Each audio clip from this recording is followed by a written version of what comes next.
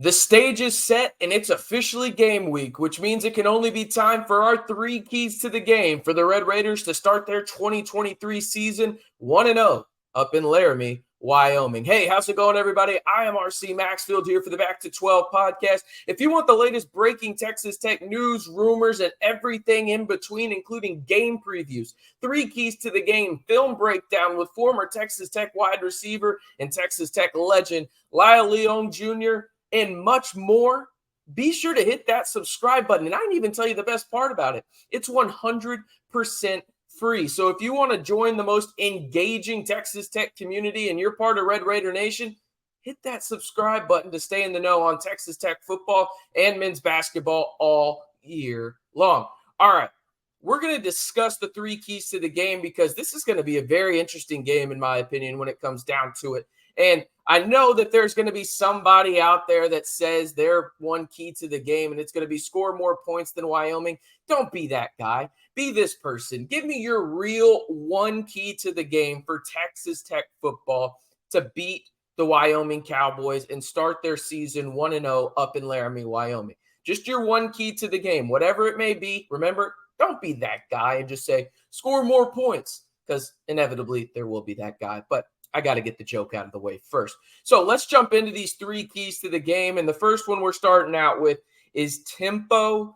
And let's be honest, the Zach Kittley offense is never going to slow down, right? But there are some rule changes in terms of the clock not stopping after first downs now until the final 2 minutes of each quarter. So what are we dealing with when it comes to Texas Tech and the offense from last year? Listen, Texas Tech led the country in plays per game last year at 89.2 plays per game. That was 9 more plays than Buffalo, who was second in the country, okay? And so I don't expect there to be much change, right? Maybe 4 to 5 plays per game. But I want Texas Tech to come out and be assertive early and really show Wyoming a type of offense they strictly haven't seen before because, well, not very many teams in the country can run it, especially at the rate that Texas Tech can now. You have your offensive line in place that you've wanted for a year now with Cole Spencer healthy and Rusty Stats at the center position. Go out there with Tyler Shuck as QB1 in year number 2 of the Zach Kittley offense and just tempo the hell out of the Cowboys early and often and see if that Cowboys roster can hold up to the expectations of going out there and snapping the ball that fast. Because, again, I think the Cowboys have some really good defensive players. I mean, shoot, they have the Mountain West Conference preseason Defensive Player of the Year in Gibbs at the linebacker spot. I love Traylor at the cornerback spot out of Houston for them.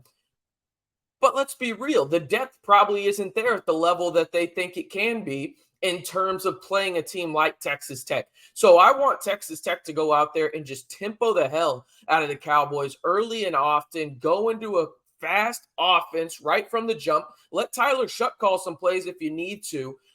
If you are Zach Kittley, hand the ball off to Taj Brooks, keep it balanced, but really go out there and create that early tempo narrative that the Cowboys are going to be back on their heels and really just allow Tyler Shuck to dictate and put the ball wherever he wants early and often in this one. All right, key number 2 to the game. Dominate the defensive line of scrimmage and get pressure. Yes, this is obvious. I get it. I really do, but we'll talk about it a little bit more here in just a second, how in games like this, you have to talk about the obvious, okay? But Texas Tech has a massive advantage when it comes to the defensive line against the Wyoming offensive line. Wyoming does return 3 starters on their offensive line.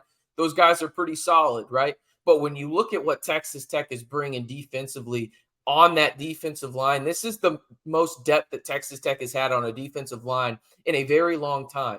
Joey McGuire thinks there's at least 7 guys that he feels comfortable with on this defensive line. You need to get after Andrew Peasley, the quarterback for the Cowboys, because, listen, he's a solid quarterback. I'm not trying to throw the guy under the bus, right? But he had 10 touchdowns to 9 interceptions last year and only completed 52.4% of his passes, right? And he did so on 275 pass attempts, and he averaged 5.7 yards of completion. What that tells me is they don't trust this guy throwing deep, okay? And that's fine. His tight end is probably going to be the most heavily utilized target on this roster for the Cowboys against the Texas Tech Red Raiders. But if you can get pressure quick, he's going to make bad decisions. They're going to try and get the ball out quick, no doubt about that. And they're going to try and really force Texas Tech's hand when it comes to using their linebackers and secondary to really mitigate that pressure that Jalen Hutchings, Tony Bradford, Steve Linton, Miles Cole can create. But with the length and the ranginess of guys like Cole and Linton on the outside, you can really just go full steam ahead from the middle with Bradford and Hutchings. So I'm interested to see if Tim DeRuyter really does use guys like Cole and Linton almost to set that edge wise and just go, hey, Jalen, Tony, go after him right in his face. Because I think he can make decisions quickly, right? But I don't think he can make quick decisions with pressure right in his face with two guys in Tony Bradford and Jalen Hutchings, who I think are going to play in the NFL, right? So I think they haven't seen a pass rush like this, has Andrew Beasley. So I think that that's really a point of emphasis for me when it comes down to Texas Tech is get pressure from the defensive line of scrimmage. Obviously, Tim DeRuyter, we know he loves to throw in a nice little blitz there with the linebackers corner. So whether that's going to be CJ Baskerville at the star position, Rabbit, whoever it may be, right? But really set the tone, rushing four, because if you can get pressure with just four, I think Wyoming has absolutely no chance of succeeding offensively if you're telling me you're dropping 7 back into coverage. I just don't see it unless there is a monumental step forward in progression in Andrew Beasley's game as the starting quarterback for the Wyoming Cowboys. I just don't see it. So if you can get with those guys, pressure, those 4 key guys, again, Linton, Bradford, Hutchings, and Cole from left to right on that defensive line, I think it's just going to create havoc for the Wyoming Cowboys offense and really just make things that much easier for the secondary of Texas Tech, who I think is in a prime position to succeed as well for the Red Raiders up in Laramie. But let's have some fun before we get to my last key to the game in this one. Who's going to have the first sack of the season for the Red Raiders? Let me know. Is it going to be Steve Linton, the Syracuse transfer? Maybe you got Miles Cole. Maybe you've got Jalen Hutchings. Maybe you got Tony Bradford. Maybe you're throwing somebody else out there. Maybe you're going to throw Rabbit. Let me know who you think is going to get the first sack of the 2023 season for Texas Tech. All right, let's transition into the last one here. My last key to the game is a 1-0 mindset. And I told you this last key to the game was going to be pretty Captain Obvious type stuff. So I guess you can make fun of me now for being Captain Obvious since I made fun of y'all for being Captain Obvious earlier in the video. An eye for an eye, I guess, right? But I think it is worth mentioning these obvious cliches and everything like that going into this game.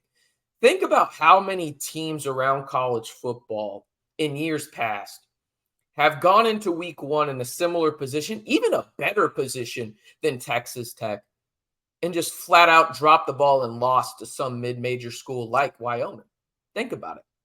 First school that pops into my head, not trying to throw shade at you, Oklahoma State, but the Central Michigan game for Oklahoma State. And yeah, that last play of the game, I get it, probably should have never happened, but it did, and they lost, right?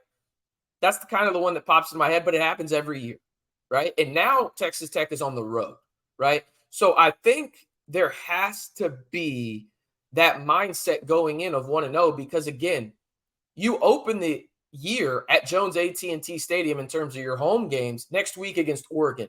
There can't be any look ahead because I promise you Wyoming is hoping for that. And if it happens, their crowd is going to let you know about it up in Laramie. So Texas Tech has to be focused on one game and one game only. And I think they will be. Right? You think about this team, it's one of the oldest teams in the Big 12, one of the oldest teams in the country in terms of how many snaps they've played, right? I think Joey McGuire was talking about it yesterday on his radio show where he said that over 2,000 snaps or 20,000 snaps, for the offense of Texas Tech.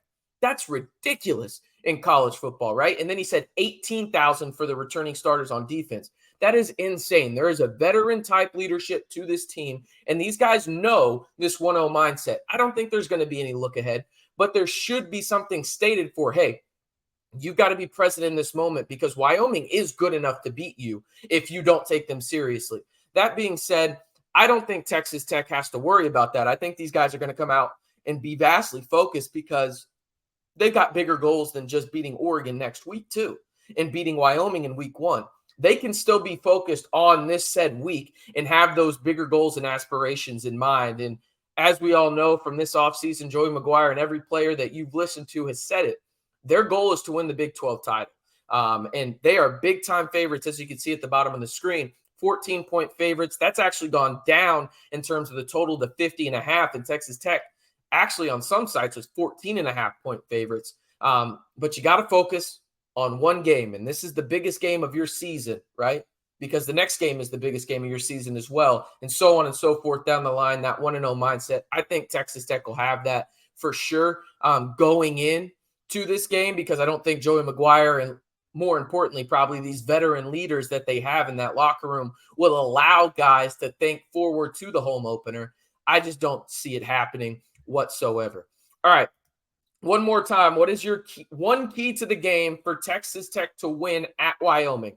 So let me know down in the comments below before you get out of here. And hey, if you haven't already, if you want to be involved in one of the most engaging Texas Tech communities on YouTube, not one of, the most engaging Texas Tech community here on YouTube, hit that subscribe button. We're going to be giving you weekly game previews when Texas Tech plays.